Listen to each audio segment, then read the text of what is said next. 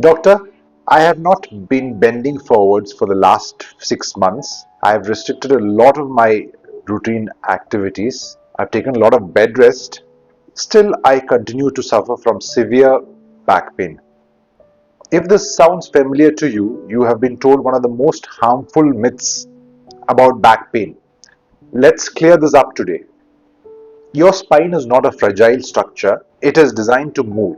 When you avoid bending forwards or restrict your activities for a long time, your muscles become weak, your joints become stiff, and the spine becomes less flexible.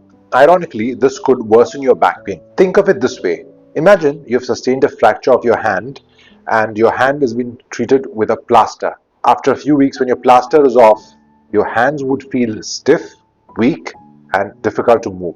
Your spine behaves exactly the same way. If you don't use it, it gradually loses strength and mobility.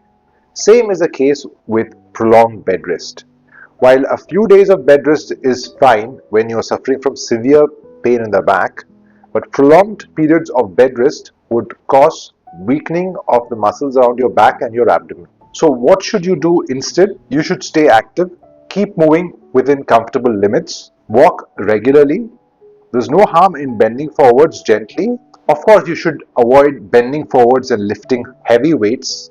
You may need to modify a few of your activities, but you do not need to stop living your life. In fact, staying fit and physically active is the most important measure in treating degenerative conditions of the spine. However, this advice do not apply for conditions like tumors or infections that affect your spine, in which case your spinal surgeon may advise prolonged periods of rest or immobilization.